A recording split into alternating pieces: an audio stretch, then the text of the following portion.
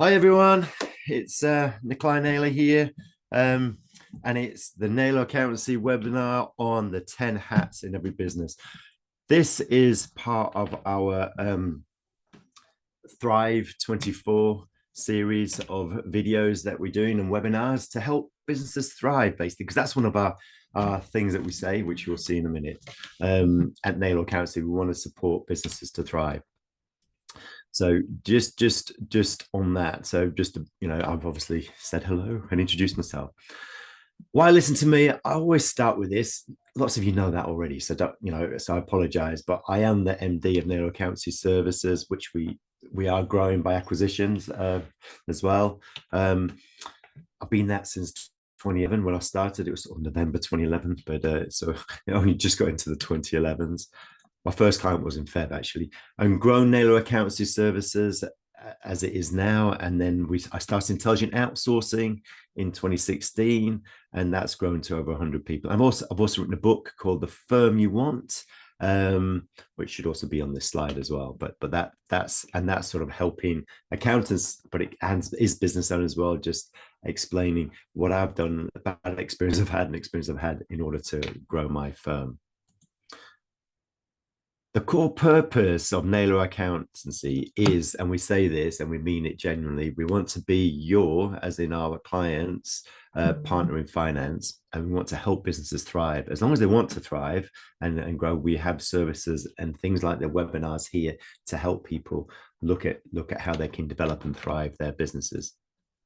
And we do this by helping businesses grow using technology. We were basically one of the first to use Xero and cloud-based accounting. We do have QuickBooks now because obviously lots of people have already got QuickBooks, and we also help get we look to help get what you want from your business, which is what reason why we do these webinars, because not everybody wants the same thing from the business, but it could be time poor, they might be financially poor, so they need to make sure that they can get enough income out of their business. There may be loads of different things, and mindsets. Obviously, doing the compliance as an accountancy firm, you're helping people's mind, so I'm not worried about things. This is the schedule of webinars that we've got coming up, so the core values is going to be in July the 17th. Then we've got business continuity, cash flow freedom, and the 7 ways to make your business profitable. Now, the core values to me is so critical for any business, but I'll talk about that obviously more next time. But I will talk about it also in a minute because I will show you ours. The past ones we've done, and these are available on YouTube, the Naylor Accountancy Services YouTube channel, if you want to have a look. But the last one I did was Reclaim Your Time. I'll mention that in one of the slides that we're doing, because it is important when you're creating looking at the 10 hats of the business. Boost your business wealth. It's more about balance sheets, so balance sheet management, creating a better for your business that way. Getting paid, so that's credit control, effectively, the debtors, so making sure people pay you on time and how that makes building a better business, and the 3 essentials tools for business success. That's actually a really good one, just the basics. I always love quotes, so I'm going to do this one. Unless structure follows strategy, inefficiency results. So the whole ththing about this is that you may have a great business plan. Perhaps you've gone through the 7 ways to grow your business, and successfully increase the sales. But what goes up when the sales go up? I mean, that's it. It's your debtors. So that's what we're talking about, looking at your creditors, which is your cash flow. So your debtors, which is the people that owe you money. And then you need more stock if you've got a product or materials, or even more labor. Like say for us in the accountancy firms, we need more labor. The more work we get to a certain level, we need to get more labor, and that all is extra cost, and that has an impact somehow on cash flow, and you need to sort of understand that. So having a strong finance department, just to make sure that is there. So that's why the structure is there. You need to have that, and that's what we call ourselves the finance partners, because we want to be that part for you. But if you sort of say that you already got no time, you're tapped out, and just worry how to free up time, then that's to see your children, something that having a clear organizational structure will enable you. And this has happened to me. It's enabled me having this clear organizational structure. It's enabled me to step out, actually take holidays. I used to be a nightmare on holidays because I'd be on my phone or laptop. My wife would hate me. I do still take my phone, but I don't take my laptop. And I also don't really do that much. It's just Teams messages if there's anything happening, because I like just to be in touch. But it used to be a nightmare. I used to be doing work, accountancy work, on holiday. So that has allowed me to do that. So it's the delegating, because you're able to delegate the structure you have, and you need to have the responsibilities for the rest of the team as well, because it frees up your time to focus on what you want. The agenda for the today. So we'll go through this. So we're going to talk about mindset. Mindset's a massive thing. In intelligent outsourcing, we've got a whole program on mindsets, on leadership and on team members. And we're rolling that out into Naylor Accountancy services as well for our team members, because they're really interested in doing it. You will cover a few in here. The ceiling of complexity, we'll talk about that. We'll talk about freeing up time and capacity. So that's an important thing for everybody. Do watch my video last week, because that was good on this. Not last week, whenever it was, but it was in May. The 10 hats, we'll talk about that, of every business. And then the 4 principles of any sort of organizational chart. And then the function, roles, and expectations. Now, this is something I'm working on for a role within, with our business at the moment. So I'll talk more into that. And then the next steps that you can take. And just be aware, the biggest problem for any small business is FTI. Now, FTI stands for failure to implement. I was there before, and even now, it's sort of, you have to always plan it when you can put the time in to do it. But please write down, some actions that you might want to take, and because you won't remember them, just write them down throughout this. If you get 3 from this, that'll be amazing. But see if there's any actions that you can get. If you've got questions, I'll be doing questions at the end as well. So please do that. There will be a Q&A box. You can just put them in. And the mindsets, they are awesome. And also we'll definitely be covering them in a little bit of detail. And just look at those 3 clear actions will make a big difference in your business. Mindsets. So before we get started, I'm just going to talk about your mindset. It's got to be a can do. This, and it shouldn't be, and you should do this. So you can do, or you should do. Who is responsible for your business plan and structure? Basically, that's the whole thing. Who is it that's responsible for that business plan and structure? That's you. And that's what I had to take aboard when I couldn't get the structure. So I had to do it. So this is the mindset that I use all the time for myself and for my team members. And my team members do it for themselves and also other team members. And we always say, are you above the line or below the line? It's a very simple model. So if there's any model that you should take away today, and I do bring this up in other webinars, but it's all bids. So you start below the line, that's the bed bit. So it's blame, it's excuse and deny. When you're below the line, it means that you're just blaming everybody. You're not looking at what you can take responsibility for and change. So it's almost like justifying it. And I had a conversation with somebody in my team yesterday, because they were going below the line on things and not actually taking ownership and accountability and responsibility for something. And the only way you can, if anybody can blame and make excuses. And I had that within my first acquisition I did in 21 of an accountancy firm, that the practice owner was blaming everybody for all the problems. The problem wasn't everybody else. It was her, because she was a bottleneck and she was not delegating or trusting other people to do the work, which all comes into the org chart, which we'll talk about. And it's also in my book, The Firm You Want, some of the stories, because there are quite interesting ones. I learned a lot from that acquisition.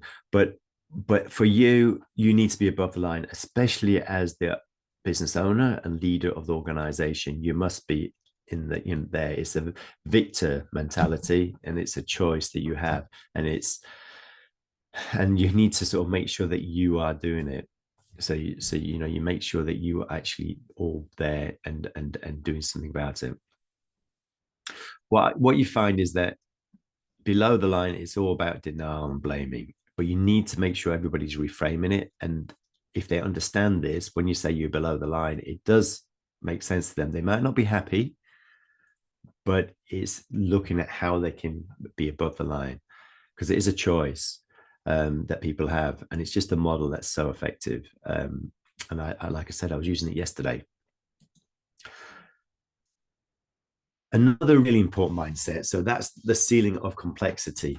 So if you can understand this, it's basically as your business grows. So your expectation is the green line, that it's just going to grow straight up. If you've been in business, you know that doesn't happen, because you hit multiple ceilings and it goes down, then comes up, and then goes down and comes up.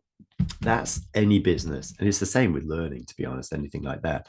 But the blue line is really reality. So that you get this line. So you've got the ceiling, then you've got to break it, and you've got to break the next one. And with all this, owners, business owners, you know, do get burnt out because they're doing everything. So owners and even team members can. So the idea is that you need to look at, you know, what you're doing and everything that is allowing you to move up and down this. So what I've had in the past, and this is for clients of Naylor Accountancy Services, they've got to the VAT threshold. So they've suddenly got to above 85K. They need to do that. Obviously, 20% extra they have to charge their clients or the customers. But what they find is they struggle to keep going, because they then need to sort of be making at least, you know, 120K turnover for it to then carry on. After that, then it's fine, but you need to make that jump, and they struggle to do that, and they get burnt out before they get there. Once they get there, it'll be fine, but you've got to really do it. And we also see it with tradespeople, especially when they hire people in. So they tend to make less money because they go down on the reality, on the blue, and then they struggle to come up again to back where they want to be and expect to be. So a lot of times you see that the tradespeople or maybe just paying enough to pay them a basic salary and their team members more, so the people that work for them. And then they end up looking at, it's easier just to be a smaller business. I can earn better money because I'm not able to break that ceiling. So there is a ceiling to be broken here. And it's worth knowing for any business owner, because you need to break it, and that might mean spending more money, which is why you have the dip sort of in the return. That's the return in your margin, because obviously, so say for an accountancy firm, I need to hire someone in, and I've had to do this to create my organizational structure. So I've had to do this. I've had to go down. I've had to take less profit. So that means less income for me, because I had to take mine as dividend, less profit that I then reinvest. So because I've taken on an extra cost in the salary, so that goes up. Also, the technology, I might be investing in some tech that brings the margin down until we sort of start bringing in clients who actually need that technology, and we can give the service to them to improve their businesses. Then they pay us obviously a fee. So that happens with our business as well, and it was a big one here. So in COVID, we lost about £60,000 worth of fees within the first 6 months, and that's because of businesses closing, because they were no longer profitable because of COVID shutdown, and also people retiring early. We had a lot of retirees because people thought, well, what's the point? So we lost a lot of our revenue straight away. What I had to do is I had to look at my costs and everything, do something about it. And then the next time I had to invest to make sure we could get over this blue line. So, but it did take a hit, and then we had to do something to cut costs. But then I had to invest in order to move up again, which was actually acquiring a firm with team members that came with it as well. But you have to think, do you want to grow? Because if you don't want this reality, don't worry about growing. Just stay where you are. You're not, you be happy where you are, make yourself more efficient, and get your margin right, and just realize that's where you are and have that mindset. If you want to grow, you need to be thinking of ceiling complexity, the investment. You then look at, because you then just look at your better pricing system.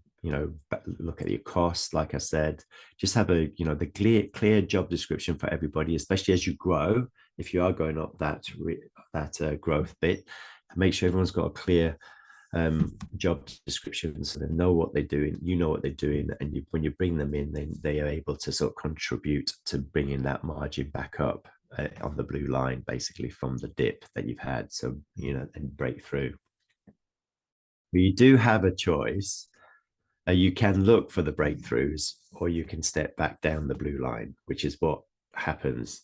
And that's why I sort of shared the Orbit one, because you have the choice. So don't blame the fact that you're growing, that you don't just realize, take ownership. Yes, I've got to do that. It's going to go down, but by going down, I'm going to come up eventually. But I've just got to keep looking at my pricing, my costs, and just getting more partners, clients or customers or whatever, and go back up there and then get to the next level. But don't forget, there is a level after that, unfortunately.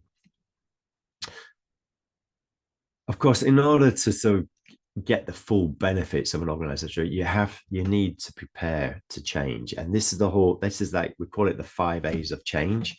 So the first one, you need to be aware that it's the structure that is holding you back, your structure or our structure, your business, that's holding you back. I realized that because it was me. I was the bottleneck, because there was only one of me, and I was wearing all the hats basically of the organization, or virtually all of them.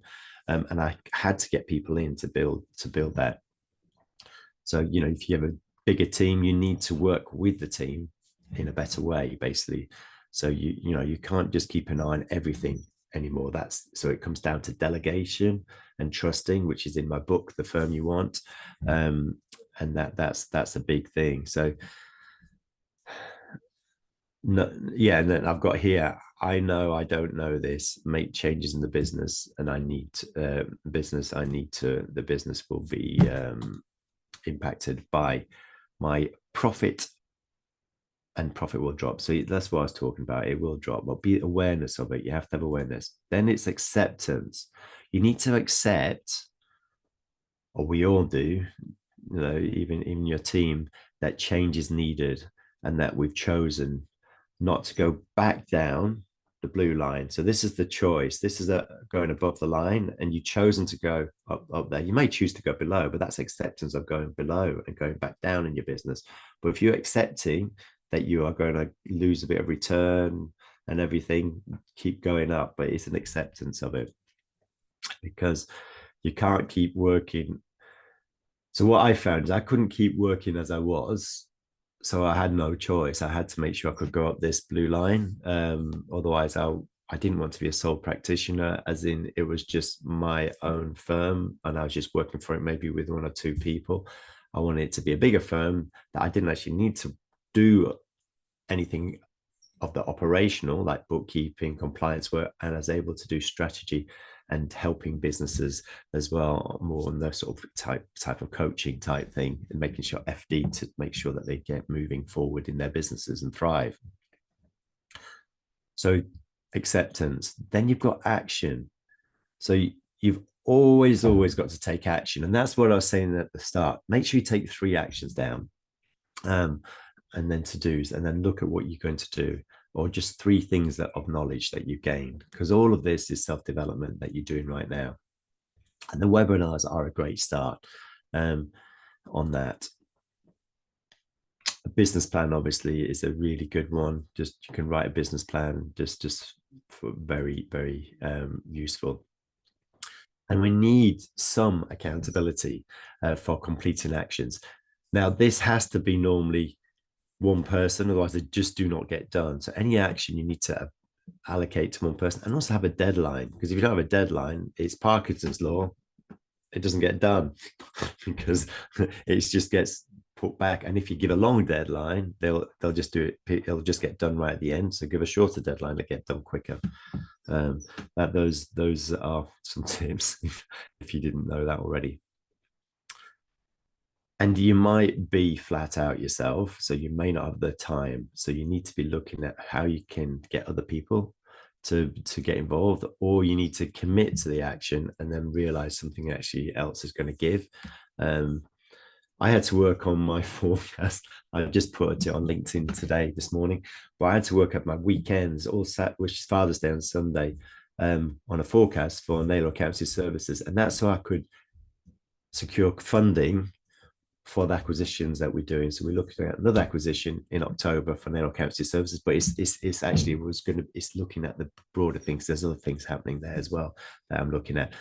But I took accountability, and I also realized I had to take action. If I didn't do it on the Sunday, I knew I wouldn't get it done and out by Tuesday. I had Saturday off with my wife, which was lovely. um, but Sunday I had to do it, so we just did it that way around. But that, I don't normally do that, but I'm just saying I had to take accountability and I had to get it done, and I had to take action. But make sure that it's somebody who has to, if you can't do it, get someone else to do it. But you can get someone independent to help you, like a coach. And we do offer this as well, like in our FD type services that will help you make sure you get these actions done. Then acknowledgement of success. So it's key that when you do succeed, and I'm bad at this, you actually, because everybody focuses on the bad things, not the good things. But when you do achieve some success, no matter what level, you need to just celebrate with the team as well. And you need to celebrate with yourself. And this is a difficult thing I find, because I'm always got something new on my mind going ahead, and nothing's ever perfect, but I know that. As long as we get through things, I'm happy. and it all has an outcome which is positive.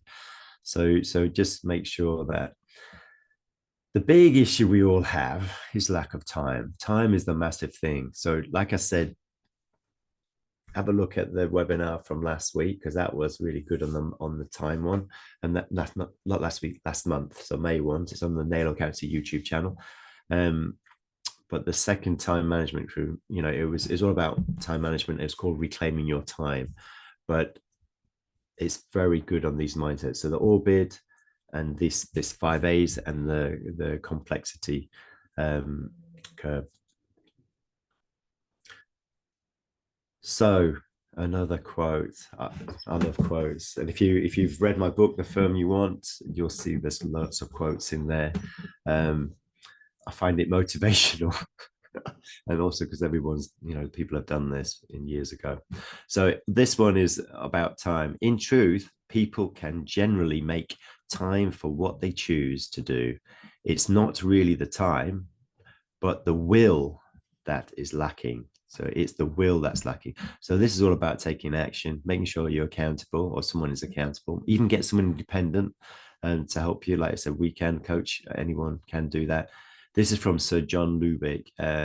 He was a Nobel Prize literature back in 1887, so quite a long time ago. But it's The Pleasure of Life, he wrote.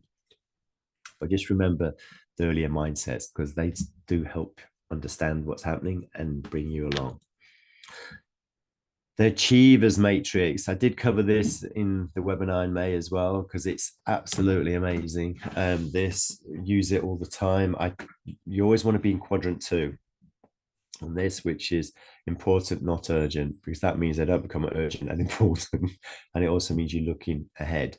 But this is the Achiever Matrix.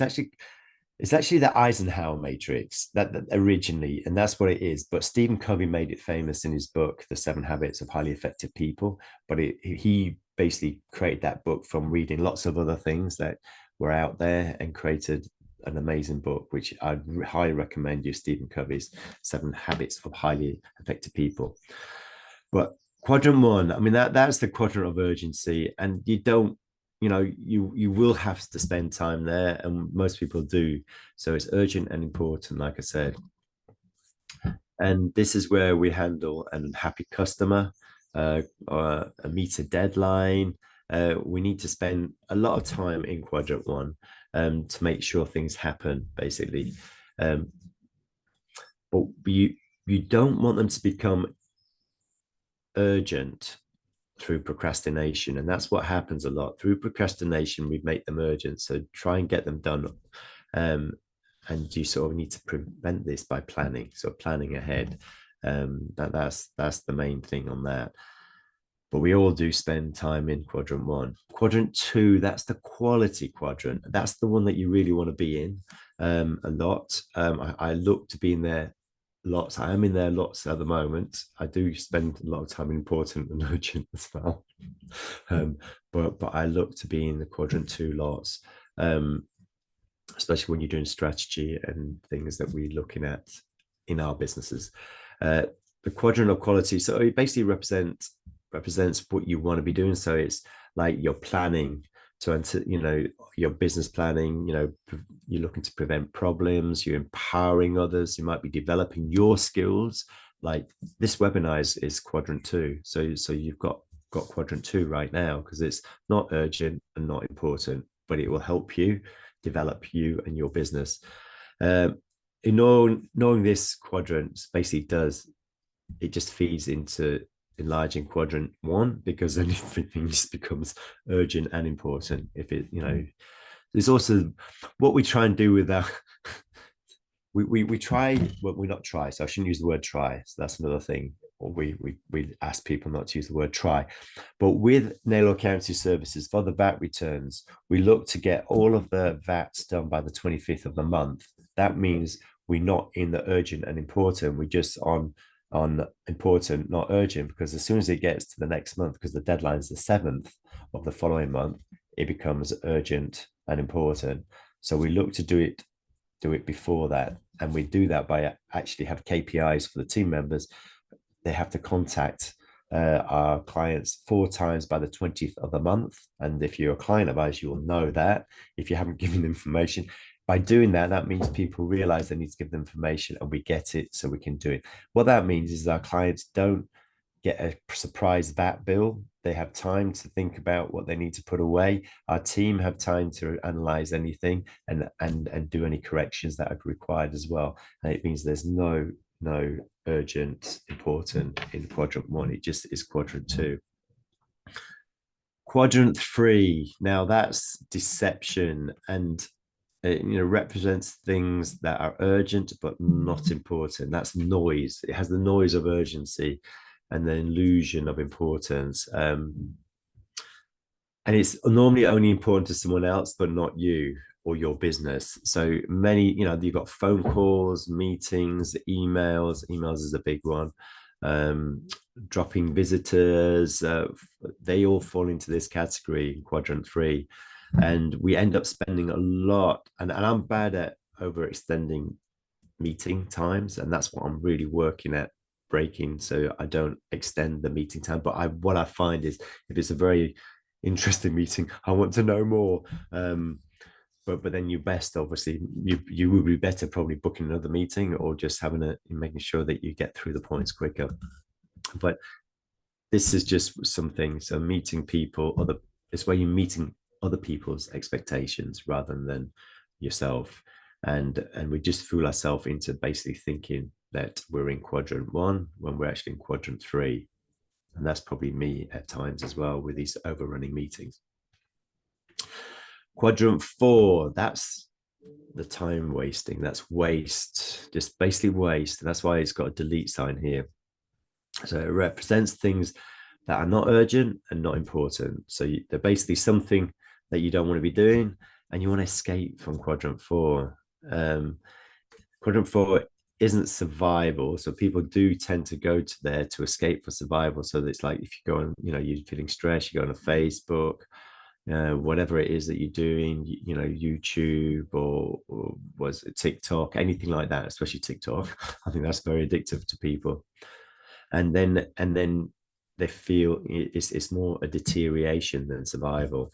So it may initially feel nice, but then it's empty. Now, I had a friend at university. Obviously, this is a long time ago, so there was no internet then. no, well, we had mobile phones, but only just, and hardly anybody had them. But I had a friend. He was always in the library, supposed to be working, but he used to sit down and read a newspaper. in the library all the time. He knew, I mean, he was bright as anything, but he just read newspaper. And he would never get his work done until right in the deadline. And then he'd be working till 4 or 5 in the morning to get it done. And he'd be a nightmare to work on in a joint assignment because he'd always do everything crazily to a deadline. So this is where he was using the newspaper as this wasting time, basically quadrant 4, when he should have not done that, not read the newspaper, or if he did it, just do it for 10 minutes, whatever, and then go straight into quadrant 2, because you do it ahead of time, your assignments in university or wherever you are, then you actually don't need to go into the important urgent. So he was going being in quadrant 4 far too long. He was going to quadrant 1 on his assignments. So just spend more time in quadrant 2 is the big learning on this. So the 10 hats, I had fun doing this photo. I did it at the weekend. Those are 10 hats, by the way, and it was difficult balancing them. And I even managed to get hashtag hamster up there. But here, this is 10 hats. Every business has it. It's basically the departments. We also call them seats in intelligent outsourcing and Naylor Accountancy services. And it's where you sort of get your organizational structure, and it allows you to take some of the hats off because you realize what they are. So what you need to realize is what the different hats are and departments, whatever you want to call them, and then realize that you're not the best person at all of them. See if you've got somebody within your organization already that may be able to take some of those hats as a responsible person. Make sure you're delegating the hat, not abdicating. So you still have, what that means is you do still have to communicate with them, have one-to-ones, make sure everything's getting done. And because ultimately, as a business owner, you are responsible for everything. So the first hat, shareholders, that's the people who own the business. So I'm the shareholder for Naylor Accountancy services and intelligent outsourcing. So that's where there. Then director. So then you have the director. So a shareholder's wanting a return on investment. Directors running that organization and making sure you've got the strategies and everything in there. And you've got the leadership team, which are helping making sure the organization has been structured and running smoothly. Then your products and services development, that's obviously looking at developing everything. Operations, ensuring that whatever the service or product is that you've got is getting developed and done so that you can make an income. And marketing, so getting people interested in your customer, your service, product. Sales, the same thing, converting those leads. Finance is making sure you don't have debtors, so people owing you money, or if you do, you work out how to get them quickly. Obviously recording that, using Xero, QuickBooks, whatever your cloud-based software is, making sure that real time, like your bookkeepers and everything, what that is, credit control. HR, so human resource management, making sure that everybody in your team is looked after, holidays, sick leave, maternity leave, all that there, and grievances if you have any. Admin, IT. IT is a massive thing. And if you're not on Office 365, I love Office 365. You may be on Google, that's fine, but Office 365 for us has been amazing, and it just keeps developing. So we couldn't live without Office 365. So those were the 10 hats. So you just were the 10 hats. We'll go into it and show the structure later. But here, the 4 key principles. So before we sort of drill down into the functions and responsibilities of each hat, so I'd just like to talk about the 4 key principles. And you must just not forget that when developing an organizational chart, that there can only be one leader of the business and one leader of each department. So you've got to have your structure. So you need to have it cascading down. One person can wear multiple leader hats, which is, say the CEO, they normally always wear sales and marketing until they get that person in. At the start, you'll be wearing all of them, or you did. I mean, I definitely did every single one. But you can't have 2 people in charge of a seat or a department or a hat or whatever you want to call it, because that leads to confusion. It's like you can't give 2 people a task to do. and be responsible for that task. Only one person can be responsible, because if two people are responsible, they blame each other, or they don't think each other's doing the work, or they think the other one's doing the work. So there's just confusion. So you need to know who they report to and where their accountability lines are. So that's the first one. So that's the first key. Then there's responsibility for actually doing it. And this is so that you don't get bottlenecks. I was the bottleneck for loads. In my first acquisition, the owner of that was a massive bottleneck, because they wouldn't allow accounts going out until she reviewed it, but she wouldn't review it until the 12 months after the year end, even though it had been done 6 months earlier. So it's being able to trust and delegate as well. So making sure someone's responsible, but you're not always going to have bottlenecks. So if you have bottlenecks, work out how you can get rid of those bottlenecks. And just make sure someone thinks they are responsible for it, because if they don't, it won't happen. Then roles before people. So that always define the role first, and then get clear on who is doing what. But don't shape a role around a person. So if you have a great person, bring them in, obviously, but then you must have a role for them. So just look at roles before people. And function determines responsibility. So you have to look at the function of each department, each hat, each seat, and understand what that is, because that makes out. And each business is slightly different, because we've had to do it different for both of our businesses. Then you work out the responsibilities for those in how you want to structure it. So what we're going to look at here is just what the different functions are. So you've got the shareholder. I've talked about this already, sort of just verbally, but that's the finance of the business. So that's basically the giving in the funds. Director, that's maximizers shareholder wealth. The leadership, they implement the plans and effectiveness, and also create the strategies. That's how we do it with our leadership team. They come in and we create our annual strategic review. We create a 10-year vision, a 3-year plan, and a 1-year plan, and then we have quarterly projects that we do, which we look at on a quarterly basis. We have a quarterly review meeting as well. So that's like our rhythm of a business, but that's what leadership is involved with. Product service development, like I said, it develops the product services. Operational, they generate the cash. Sales, they convert prospects. Finance, manage the cash and more. It can be a lot more than that. They can do forecasts. They can do lots more. Credit control, everything. The HR enrolls and engages the team, and admin maximize efficiency. So IT has become more and more important, and with AI, it's going to be even more important. This is the lovely structure of the 10 hats. I actually have this in my book, the Firm You Want, because this is just a perfect way of looking at it. So you've got the shareholders at the top, who effectively the directors are responsible to, and finance the business. Then they're all above the line, that's strategic. So on the directors, that's the leaders as well. So they do help the strategy. The operational is down there as well. So they are all of those other ones. But remember, one person or one leader can wear more than one hat.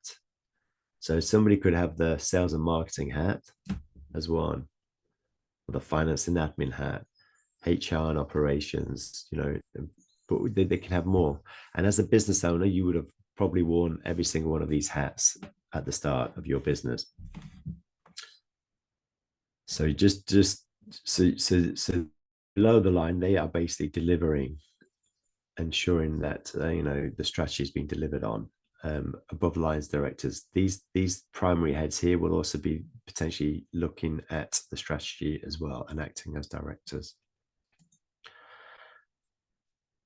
So function determines responsibility. So just remember the 4 principles of the 10 habits, and function determines responsibility.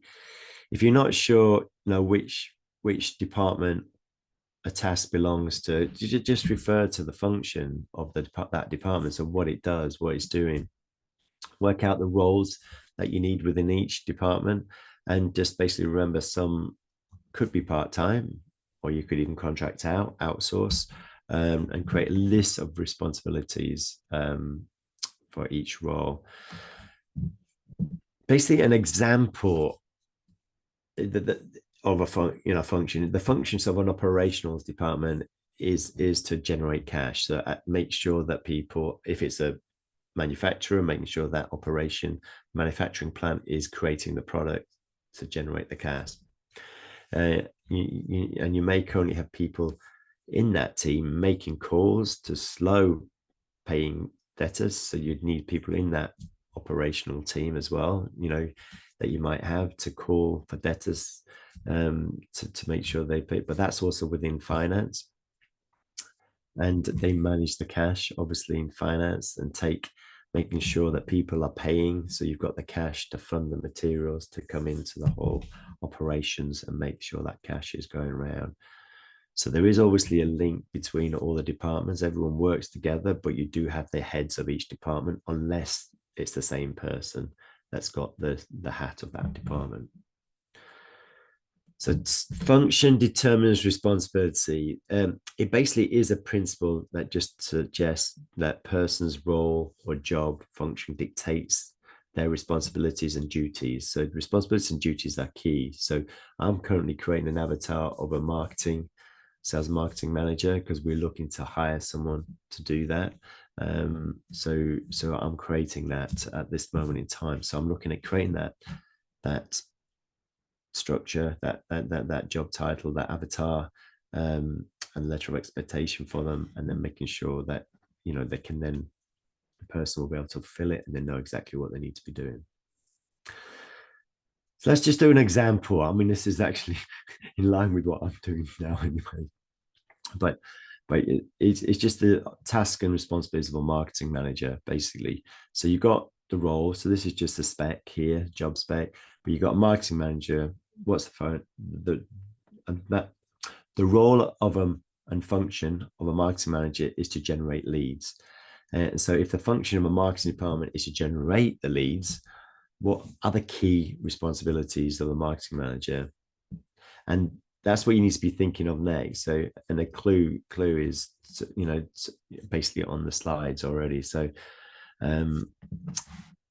but within that, you've got, key responsibilities of a marketing plan. You've got marketing campaigns, event management, internal, external brand development,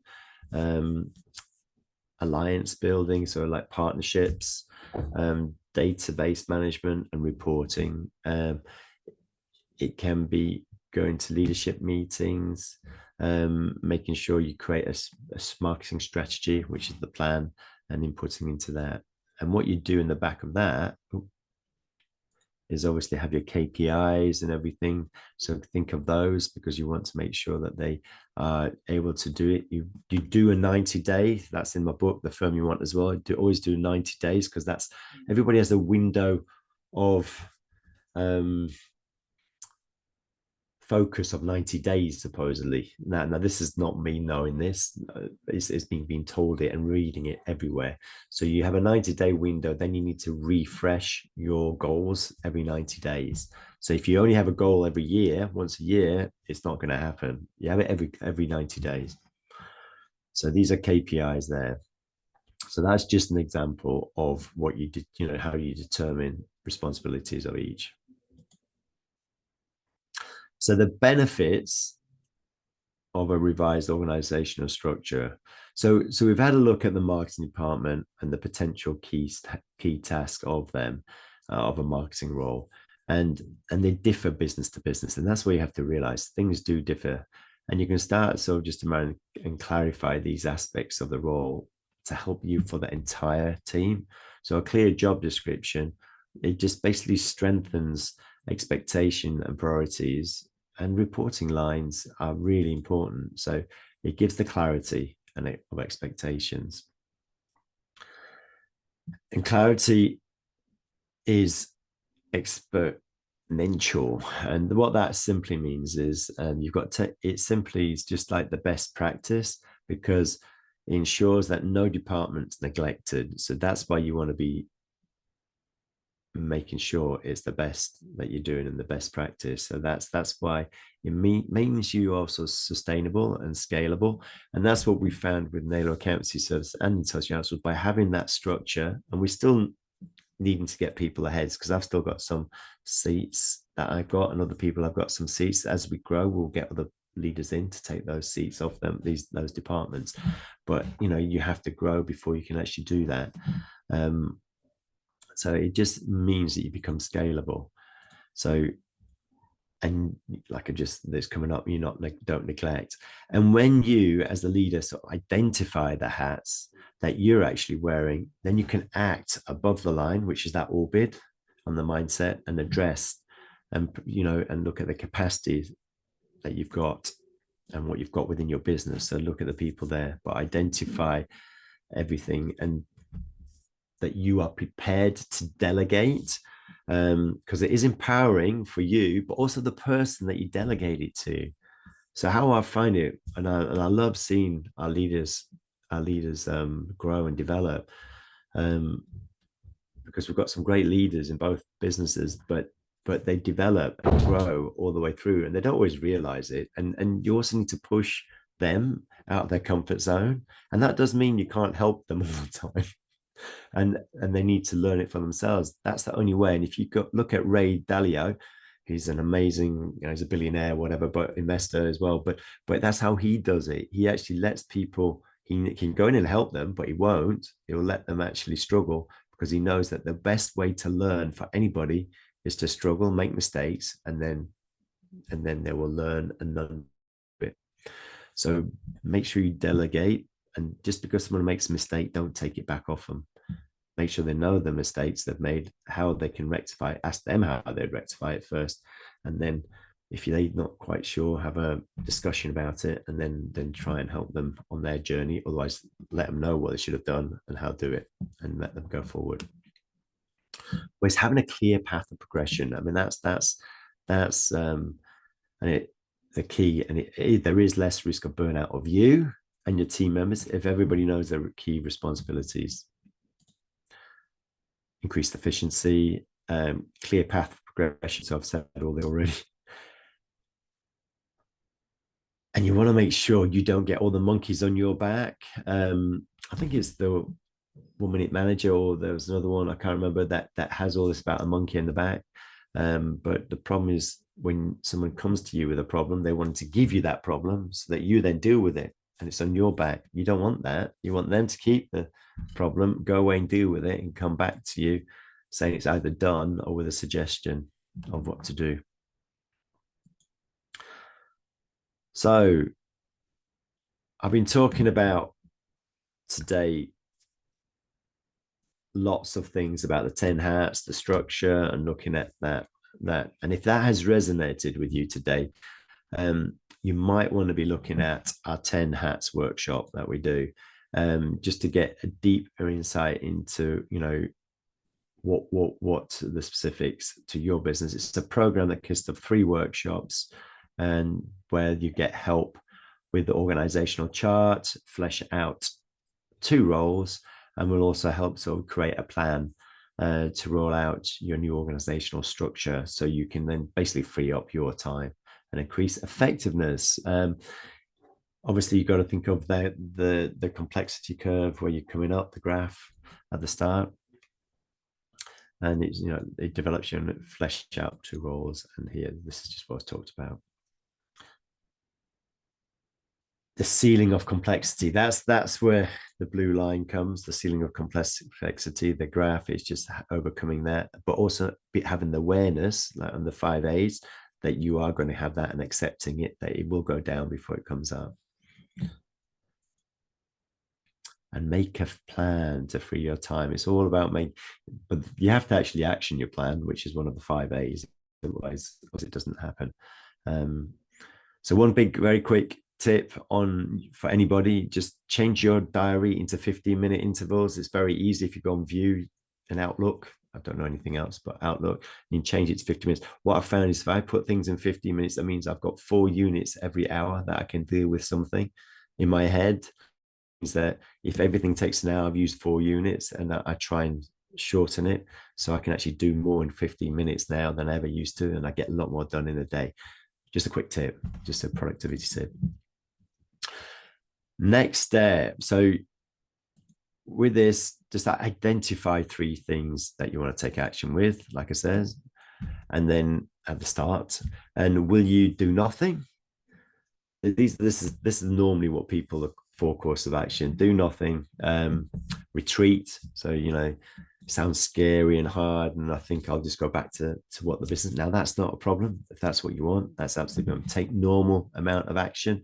So yes, I think I can take the actions and do it myself. That's great. Go and have it. Or take massive action, which is the Tony Robinson type thing.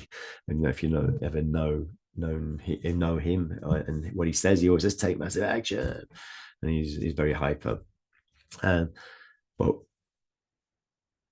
and you get it, and I need help, then we are here to help you if you need that as well. So there's 4 ways of doing it.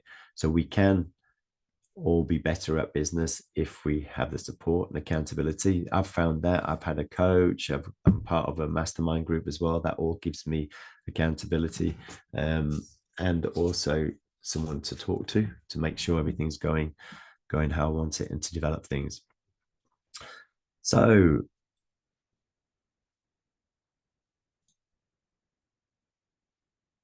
next step. So I think I've done this quickly, but I'll do that. There's the 10 hat workshop. Just make sure you don't do FTI, which is failure to implement. So make sure you do something from this. Organizational review, we can help you with that.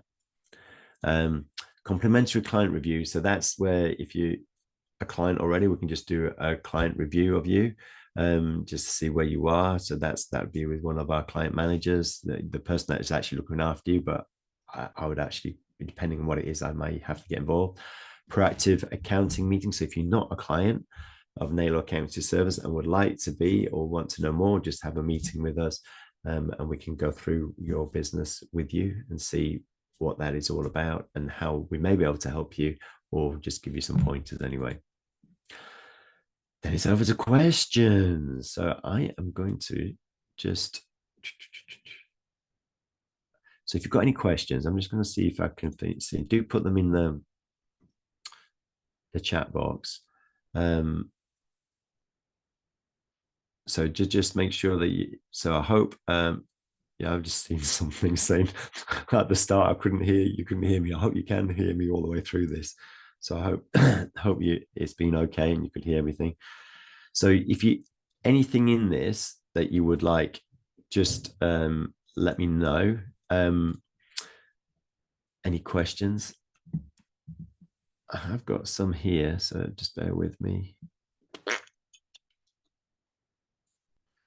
So at what point would you be able to offload one of the hats? So normally people only do the offload in general when there's a lot of pain, when they don't have much time, or they're not spending time with their family or whatever, and then they have to make the decision quickly, and normally, and it's like an emotional one, and it's not always logical. So the best thing is to have a plan, and it may not mean that you do it straight away, but you have a plan. You might need to get a certain amount of income before you can do it. You want to look at anyone in-house. You might then need to develop somebody in-house before you can offload it, not upload it. It's not. And then it's all sort of like the cost and everything. It's like the ceiling of excellence, where it goes down the blue line. There might be the margin going down before it goes up. But yeah, so it's all dependent on where you are in your business journey, who you have in your team already, because if you can offload stuff on your team straight away, a hat, that's amazing. And then if you don't have it, create a plan to build their structure, so or the business, so that you are able to do that in the future. So that's what I had to do with Naylor.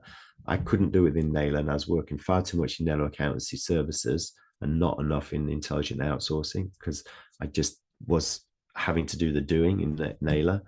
And the only way I could do that was by growing Naylor, so I had more income. And the way I did that was acquisitions, because the acquisition allowed me a quick income rise. Obviously, I had to pay for it, but the income rise then allowed me to have the team members that I could have then afford to pay. Obviously, I had to pay off the acquisition, but I had funding for that loans. But once that had been, but I was able to do that. That's how I did that. With intelligent outsourcing, I had to invest money. So I went right down and I invested it from Naylor initially. And now obviously it's all doing it itself anyway. So it's all a matter of plan. That's why it's worth speaking with someone and having a plan. And we can always help you with that, or you can look at it yourself or with some friends. How can you help us see what we can improve? Oh, sorry. How can you help us see what we can do to improve our structure? Okay. So it's basically having a different viewpoint. So everybody has a different viewpoint. And with that, it's always good to have an external perspective, because you will see things very insular. It's happened to me. I needed people on the outside to help me. So I've always had people on the outside helping me, not always, but from the outside helping me see things differently. And I like personally to have people with different views, even on the leadership team, because then I get their perspective, and I always want to hear everyone's, because then you can make a better decision. Because what I see and other people see are very different, and I won't see all the risks that other people will see, because I'm an optimist. so I'm always a big optimist. So I do need people to sort of sometimes show me the bad points. Although I'm good at seeing them, but I'm always good at negating them. So so it's just creating that. Any other questions?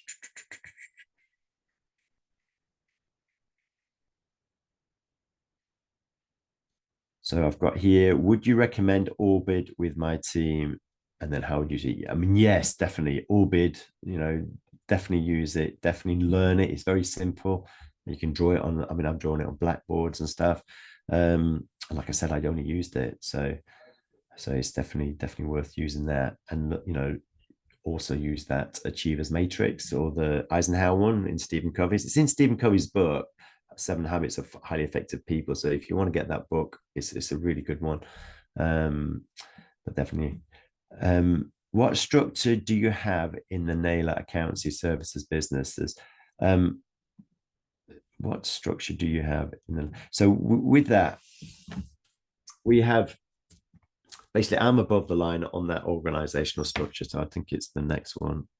I think, is it that one? No, that's the ceiling. So but here, so on this org chart here, so I'm above this in the shareholder and director, but then I have people here in Naylor Accountancy and intelligent outsource that are taking these seats, these departments, these hats. They are also acting strategically as well, because we do have our strategic review meeting well, we have one every quarter, but every year we have an annual one, which creates the whole structure, like I said, for 10 years. So we have all these seats. So the Naylor Accountancy Service and Intelligent Outsourcing have a similar structure to this, with different hats for different people. But I have a number 2, which is D, and I have Philip in Intelligent Outsourcing and D and I'm acting in Naylor Accountancy Service. I'm acting as the strategic person on the visionary side, with sales and marketing hat on as well. So I have that hat as well, which is what I'm hiring for now, because I'm looking to get rid of that seat. I'll still be involved with it always, but I'm looking to get rid of it effectively. Any other questions?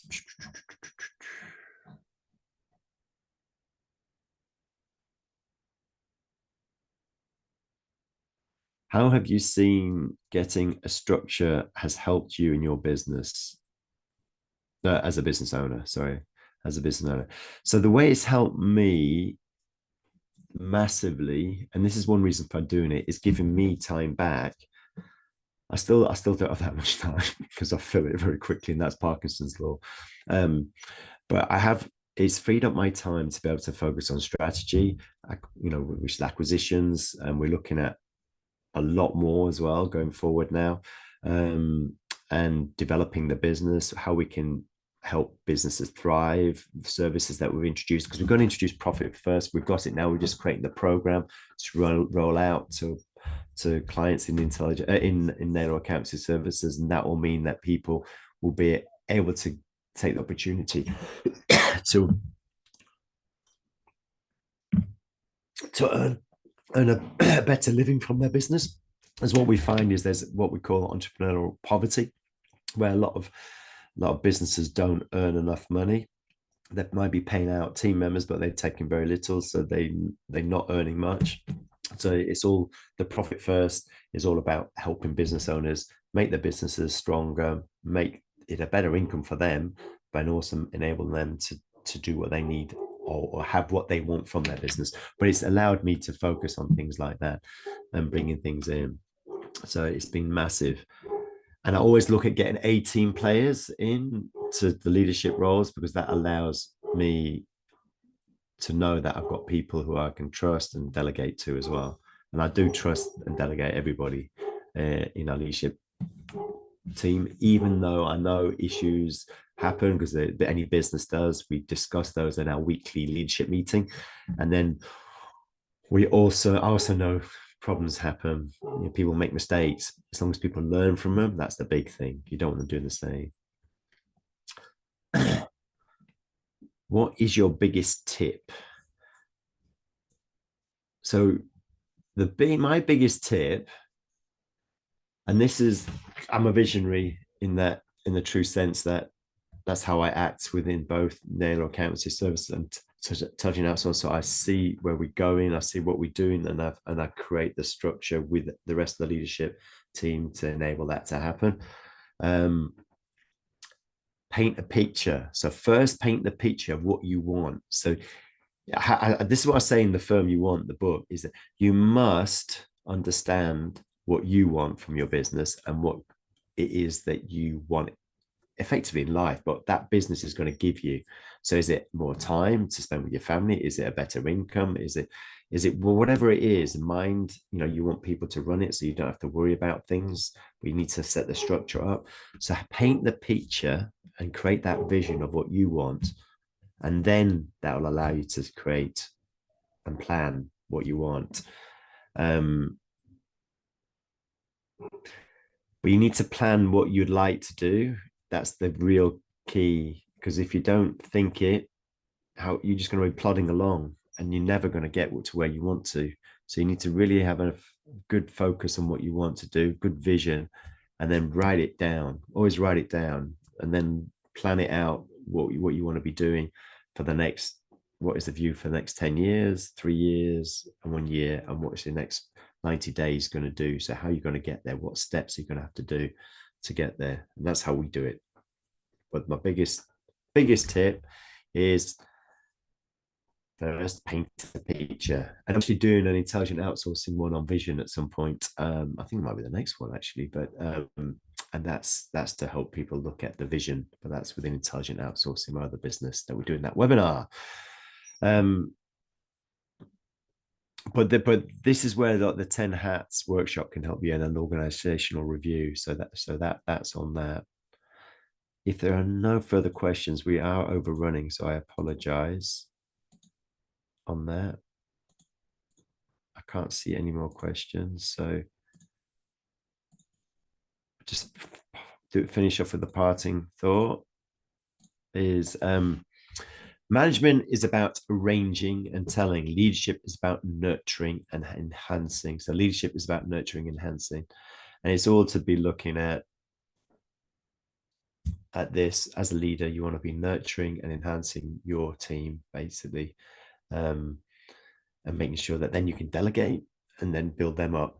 The biggest thing I've found, and I did this when I was working in big corporates, is that you want to be creating leaders and people. So you're almost working yourself out of a job. And I did work myself out of a job, because you get everybody able to do the job and you shouldn't have to do it. All you're doing is overseeing it. You're a conductor, basically. as a leader. You should be conducting. You can hear what needs to be done. You bring in more flutes, more violins, or whatever. You get them quieter, slower. You bring them in. You conduct them. That's what you are as a leader, especially at the top of the tree. That's what you are, CEO or visionary, or whatever. You need to be an integrator. You need to be the conductor, but understand that. And that's what this is all about. Management is about arranging and telling. Leadership is about nurturing and enhancing. Cool. Well, thank you very much, everybody. I hope that's been useful, and I hope to see you at our next one, which is the core values back in July. All righty. Take care. Bye-bye.